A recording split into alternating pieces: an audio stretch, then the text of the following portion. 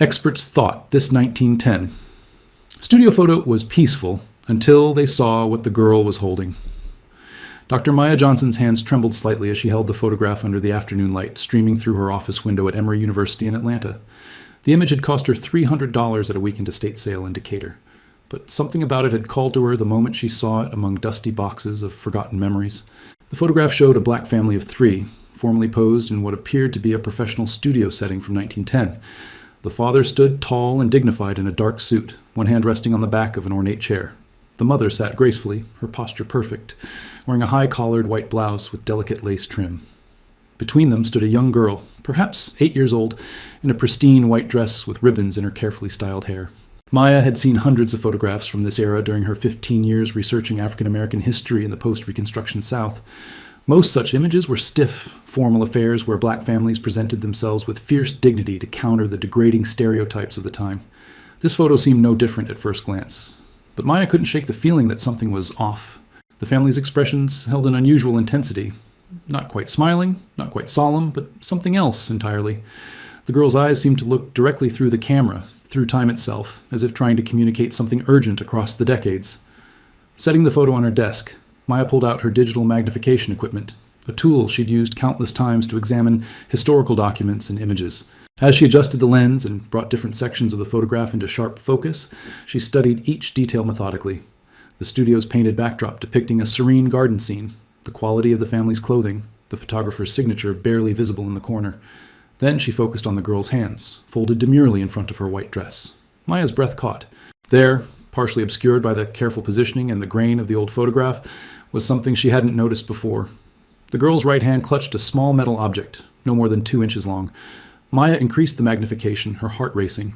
The object became clearer, curved metal, broken at one end, with what appeared to be a hinge mechanism still visible.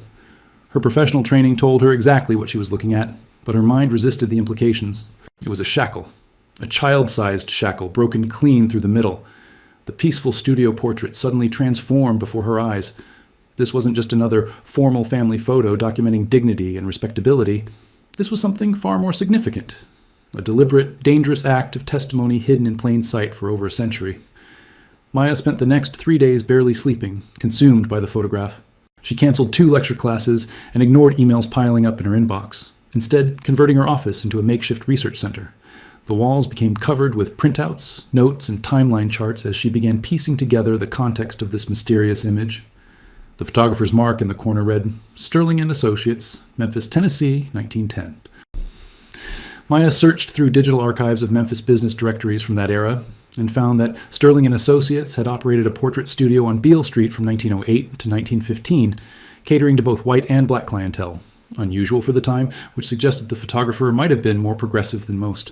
She reached out to colleagues across the country, sending high-resolution scans of the photograph to experts in early 20th century photography, material culture, and African-American history. Within 48 hours, her instincts were confirmed. Dr. Robert Chen at Howard University, a specialist in historical restraint devices, examined the magnified image and sent back a sobering email. Maya, what you found is consistent with juvenile restraints used in the convict leasing system and apprenticeship programs that proliferated across the South after Reconstruction. These were particularly common in agricultural and domestic labor arrangements where children were bound to employers under legal pretexts. The break pattern suggests forcible removal rather than unlocking. Where did you find this? Maya stared at his words, feeling the weight of history pressing down on her shoulders. She had studied the convict leasing system extensively. That brutal practice where southern states leased prisoners, overwhelmingly black men arrested on trumped-up charges, to private companies for labor.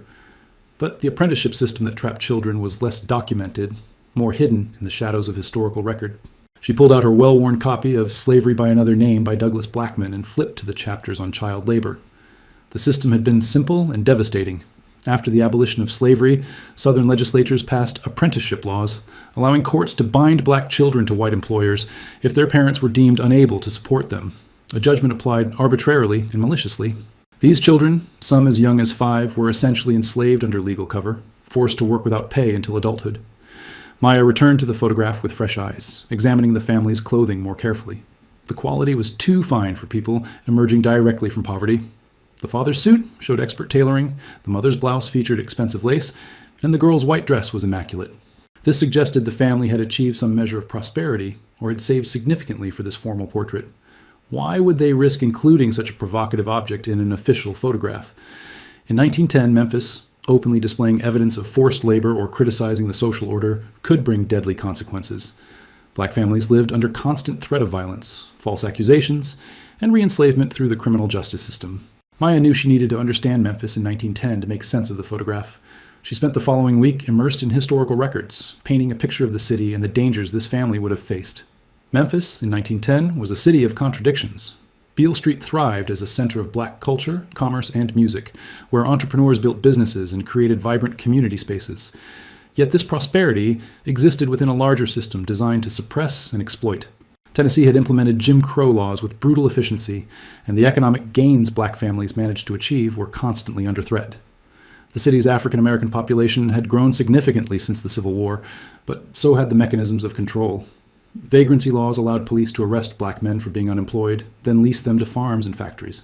Debt peonage trapped families in cycles of forced labor through manipulated contracts and inflated commissary charges, and the apprenticeship system quietly siphoned children away from their families under the guise of education and vocational training. Maya discovered a 1909 report by a northern journalist who had investigated labor conditions in the Memphis area. His account described farms in the surrounding counties where black children worked alongside adults in conditions indistinguishable from slavery. The children had been apprenticed by county judges, often without their parents' knowledge or consent, sometimes taken directly from families accused of minor infractions or simply deemed too poor. One passage made Maya's blood run cold. The children wore metal cuffs at night to prevent escape. During the day, these restraints were removed for work but kept nearby as a constant threat. Several children showed scars on their wrists and ankles from prolonged wearing of these devices. She cross-referenced this with court records from Shelby County, where Memphis was located. Between 1900 and 1915, over 300 black children had been legally apprenticed, their fates documented in dry legal language that barely concealed the human suffering involved. Many records listed only first names and ages, making it nearly impossible to trace what happened to these children or whether they were ever reunited with their families. Maya began searching for any families who might have escaped the system around 1910, who might have had the resources and courage to commission a formal photograph. She needed names, locations, anything that could connect to the image on her desk. In the Tennessee State Archives digital collection, she found Beale Street business advertisements from 1910. One caught her attention: Sterling and Associates, portraits of distinction for families of character, discretion assured. That last phrase was unusual. Why would a photographer advertise discretion? Maya contacted the Memphis Public Library's history department, and a librarian named James Porter responded enthusiastically.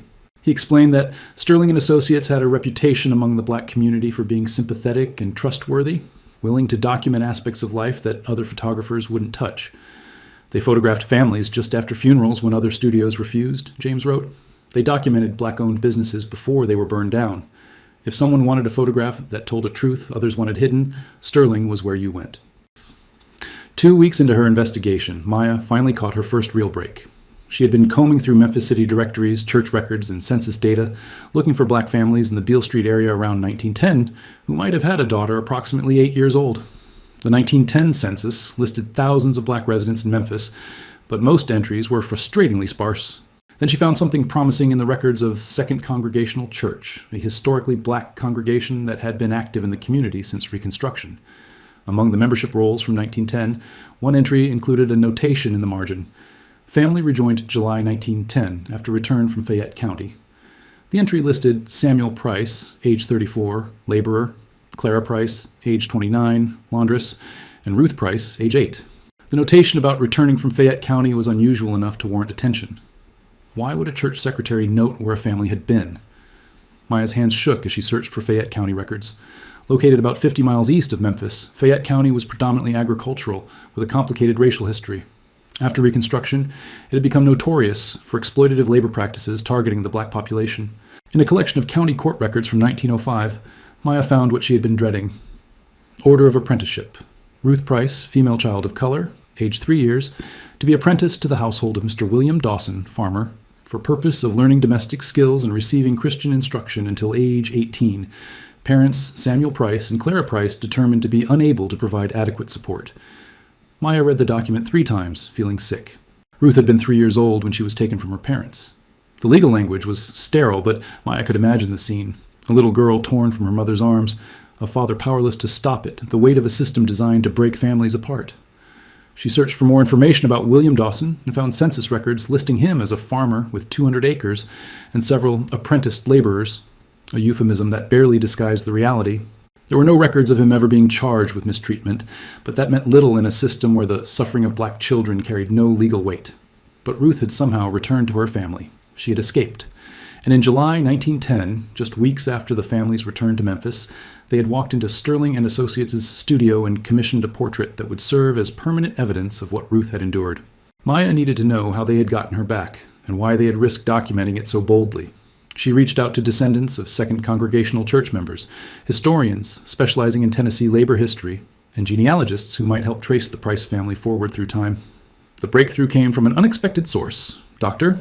Patricia Lawson, a retired history professor in Memphis who specialized in black women's activism during the Jim Crow era, responded to Maya's inquiry with an intriguing email. I remember hearing stories about a group of black women in Memphis who worked quietly to retrieve children from illegal apprenticeships. They had no formal organization, no official standing, but they were effective. Check the papers of Ida Wells. Maya knew of Ida B. Wells Barnett, the fearless journalist and activist who had documented lynching and fought tirelessly against racial injustice. Wells had lived in Memphis before being driven out by death threats in 1892, but she had maintained connections to the city and visited occasionally. In the archived correspondence at the University of Chicago, Maya found a letter Wells had written to a colleague in 1910, mentioning her work with women in Memphis who are liberating children from bondage disguised as apprenticeship. The letter was vague on specifics. Wells was careful, knowing her mail might be intercepted. But it confirmed the existence of this underground network. Maya returned to church records, this time looking for women's auxiliary groups, missionary societies, and charitable organizations. In the minutes from Second Congregational Church's Women's Mission Society from 1909, she found an entry. Committee to visit afflicted families. Clara Price to be assisted in her distress regarding her daughter's unlawful detention. The pieces began falling into place. Clara Price had reached out to the church women who had experience navigating the treacherous landscape of Jim Crow justice. These women understood the system's vulnerabilities and knew how to exploit them. Maya found court records from March 1910 showing that Samuel Price had filed a petition in Shelby County Court requesting the return of his daughter from apprenticeship in Fayette County. The petition claimed he had secured steady employment with the Memphis Street Railway Company and that his wife operated a successful laundry business from their home, proving they could support their child. Normally, such petitions from black parents were ignored or denied. But this one had something unusual. It was accompanied by an affidavit from a white attorney named Henry Thompson, testifying to the Price family's good character and financial stability. Thompson's name appeared in other records as someone who occasionally took cases defending black Memphians, a rarity that would have made him controversial in white society. The court granted the petition in May 1910, ordering Ruth's return to her parents, but Maya knew the legal victory was only part of the story. Someone had to physically retrieve Ruth from Dawson's farm, and Maya doubted he had released her willingly. In a small Fayette County newspaper from June 1910, she found a brief article. Disturbance at Dawson Farm.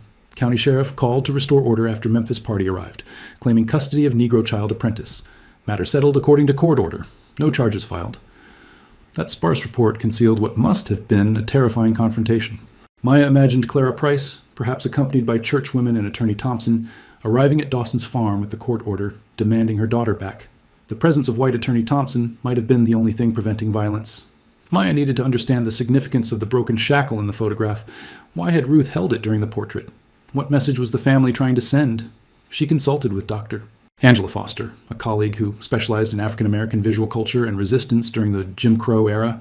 Angela traveled to Atlanta to examine the photograph in person, bringing sophisticated imaging equipment that could analyze details invisible to the naked eye.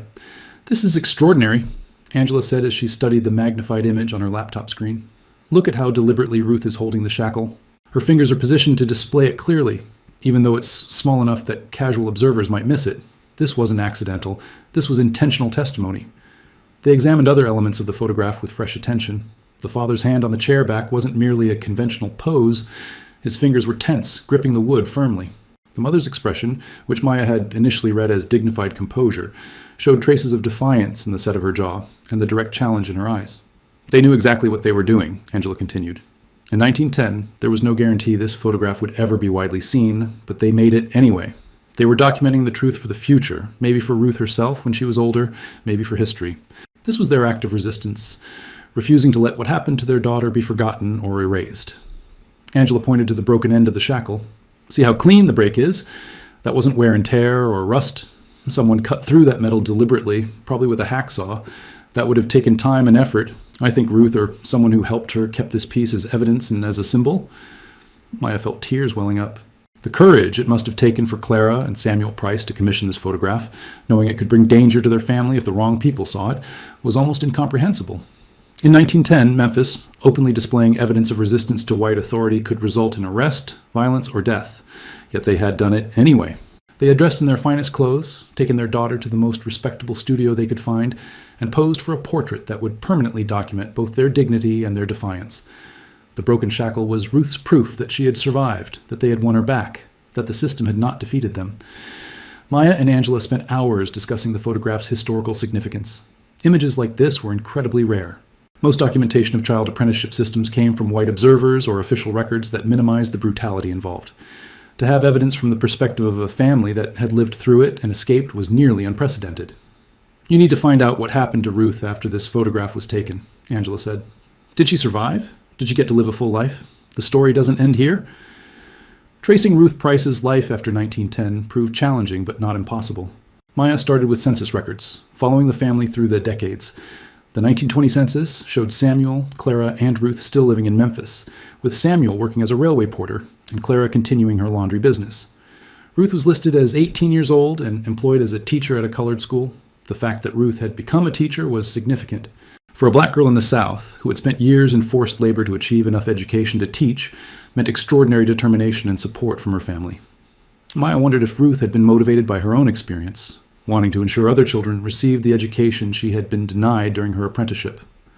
Maya contacted the Memphis Board of Education archives and found teacher employment records. Ruth Price had taught at Lemoyne Elementary School, a school for black children founded by the American Missionary Association. Her employment file included a brief handwritten application from 1918, stating she had completed normal school training and had experience working with young children. There was something else in the file, a letter of recommendation from attorney Henry Thompson, the same lawyer who had helped retrieve Ruth from her apprenticeship 8 years earlier. He wrote, "Miss Ruth Price demonstrates exceptional character and dedication to education. Despite significant hardships in her early life, she has pursued learning with admirable persistence. She will be an asset to any institution fortunate enough to employ her." Maya felt a connection forming across time. These weren't just names and records anymore. These were real people who had fought, survived, and built meaningful lives despite systematic attempts to destroy them. The 1930 census showed Clara Price, now widowed, living with Ruth, who was listed as married to Thomas Williams, a postal worker. Samuel had passed away in 1927, according to death records at Elmwood Cemetery. Maya visited the cemetery on a cold February morning, walking among weathered headstones until she found Samuel Price's marker, a simple granite stone with his name, dates, and the inscription, "Beloved Father and Husband." She stood there for a long time, thinking about the man in the photograph who had fought to bring his daughter home. Samuel had lived 17 more years after that portrait, long enough to see Ruth grow into adulthood, marry, and build her own life. That was a victory, even if it was one the history books had never recorded. Maya continued following Ruth's trail through marriage records, city directories, and newspaper mentions. Ruth Williams had taught for 32 years, retiring in 1950. She appeared in several articles about Negro education in Memphis, always described as a dedicated and respected teacher. In a 1945 Memphis newspaper article about educational advances in the black community, Ruth was quoted, "Education is freedom. Every child deserves the chance to learn and grow without interference or exploitation." The students! Maya's research took an unexpected turn when she posted about her findings on a genealogy forum focused on Memphis families. Within 3 days, she received an email from a woman named Linda Harris in Nashville who had been researching her own family history. "I believe Ruth Price Williams was my great-grandmother," Linda wrote. "My grandmother, Dorothy Williams, was Ruth's daughter. I have some of Ruth's belongings, including a box of old photographs and papers. If you're researching the same Ruth Price, I'd be happy to meet with you." Maya drove to Nashville the following Saturday, her heart pounding with anticipation. Linda, a woman in her 60s with kind eyes and Ruth's same determined expression, welcomed her into a comfortable home filled with family photos spanning generations. "I never knew my great-grandmother personally," Linda explained as they sat in her living room. "She passed away in 1969 before I was born, but my grandmother Dorothy told me stories about her, about how strong she was, how she valued education above everything." Linda brought out a worn cardboard box. Inside were treasures, report cards from Ruth's teaching career, a Bible with family names inscribed on the flyleaf, letters, and several photographs. One photograph showed an elderly Ruth in the 1960s, standing in front of a classroom, her expression proud and gentle. Grandmother Dorothy said Ruth never talked much about her childhood, Linda continued. She would get quiet if anyone asked about it. But once, when Dorothy was a teenager, Ruth told her something that stayed with her. She said, "I was taken from my parents when I was very young, and I worked on a farm where children weren't treated kindly. But my mother never stopped looking for me, and when I came home, I promised myself I would help other children have better lives." Maya felt chills. Linda didn't know about the photograph Maya had found or the broken shackle. This oral history, passed down through generations, confirmed what Maya had discovered. At the bottom of the box, wrapped carefully in tissue paper, Maya found something that made her gasp. It was a small metal object, curved and broken with a hinge still visible, the other half of the shackle from the photograph. "Do you know what this is?" Maya asked, her voice barely above a whisper. Linda shook her head. "It was in Ruth's things after she died. My grandmother kept it, but never knew what it was. She thought maybe it was part of an old farm tool or something Ruth had kept from childhood." Maya explained her research, showing Linda the photograph on her laptop, zooming in on Ruth's hand and the piece of broken shackle. As understanding dawned on Linda's face, tears began flowing down both women's cheeks. "She kept it her whole life," Linda whispered. 60 years. "Why?" "As a reminder," Maya said, "of what she survived, of what her parents fought to save her from. Maybe also as evidence, in case anyone ever questioned her story." Maya knew this story needed to be shared. With Linda's permission and collaboration, she began planning an exhibit at Emory University's African American History Center. The exhibit would feature the 1910 photograph alongside the historical context, documents from Maya's research, and artifacts from Ruth's life, including both pieces of the shackle, now reunited after more than a century. The process took 6 months. Maya worked with curators, conservation specialists, and designers to create an exhibit that would honor the Price family's courage while educating visitors about the broader system of child exploitation that had entrapped thousands of black children in the post-Reconstruction South. Linda became an invaluable partner, contributing family stories, photographs, and context that enriched the narrative. Together, they reached out to other descendants of Second Congregational Church members, many of whom shared stories about the network of women who had worked to liberate apprenticed children. Some families had their own stories of children taken, and, in heartbreaking cases, never returned. Maya also connected with historians researching similar systems in other southern states. The apprenticeship system that had trapped Ruth existed across the South, from Virginia to Texas, yet it remained one of the least studied aspects of Jim Crow oppression. Many scholars were grateful for the documentation Maya had compiled, recognizing its value for future research. In September, the exhibit opened with a ceremony attended by more than 200 people, including Linda and several dozen other descendants of Memphis families affected by the apprenticeship system. Local news coverage brought even more attention, and within weeks, the story spread nationally. Maya stood before the mounted photograph of the Price family, addressing the crowd.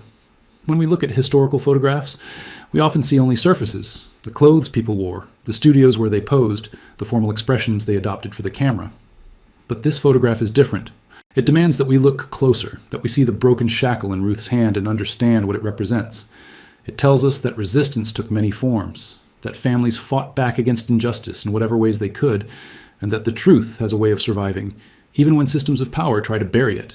Linda spoke next, her voice steady but emotional. "My great-grandmother, Ruth, lived to be 73 years old. She taught hundreds of children, loved her family, and built a life of dignity and purpose. The system tried to steal her childhood, but it didn't succeed in stealing her future. She wanted us to remember that. That's why she kept the shackle. That's why her parents risked everything for that photograph. They knew someday someone would understand." 6 months after the exhibit opened, Maya published her research in the Journal of Southern History, contributing to a growing body of scholarship examining post-Reconstruction child labor exploitation. The article sparked renewed interest in documenting these overlooked histories, and several universities launched projects to uncover similar stories in their regions. Linda established scholarship in Ruth's name at Lemoyne-Owen College, the institution that had grown from the school where Ruth had taught. The scholarship supported students pursuing education degrees, particularly those who had overcome significant hardships. At the first scholarship ceremony, Linda displayed the 1910 photograph prominently, along with a quote from Ruth, "Education is freedom." Maya continued her research, discovering records of 13 other children who had been apprenticed in Fayette County between 1900 and 1915, and later retrieved by their families, with help from the Memphis Women's Network. Each story represented an act of courage and resistance that had gone undocumented until now. She began compiling these stories into a book, determined to give voice to families whose struggles had been erased from official histories. The photograph itself, now on permanent display at the National Museum of African American History and Culture in Washington, became a touchstone for discussions about hidden histories and visual resistance. School groups visiting the museum often spent time in front of it, teachers explaining how people found ways to tell truth to power, even in the most dangerous circumstances. Maya returned to her office at Emory on a warm spring afternoon, nearly a year after she had first purchased the photograph at that estate sale in Decatur. The walls of her office, once covered with research notes and timeline charts, had been cleared, but the impact of the work remained. She had requests for speaking engagements across the country, invitations to collaborate on similar projects, and messages from people who had their own family stories to share. She pulled out the original photograph, now carefully preserved in archival materials, and studied it once more. Ruth's eyes still seemed to look directly through time, but now Maya understood what she was communicating. Not just the story of one child's suffering and survival, but a larger truth about resilience, family love, and the lengths people will go to protect their children and preserve their dignity. Samuel and Clara Price had made sure their daughter's story would survive. They had documented it in the most permanent way available to them, a formal photograph that would outlast memory, rumors, and the inevitable erosion of oral history.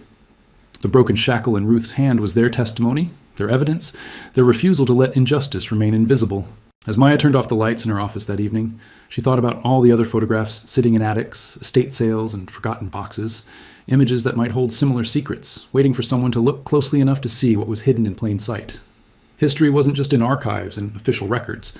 It was in the details, the small objects people carried, the messages they encoded in portraits, the stories they preserved for future generations who might finally be ready to listen. Ruth Price had survived. She had taught, loved, and built a legacy that extended far beyond her own lifetime. And now, more than a century later, her story was finally being heard.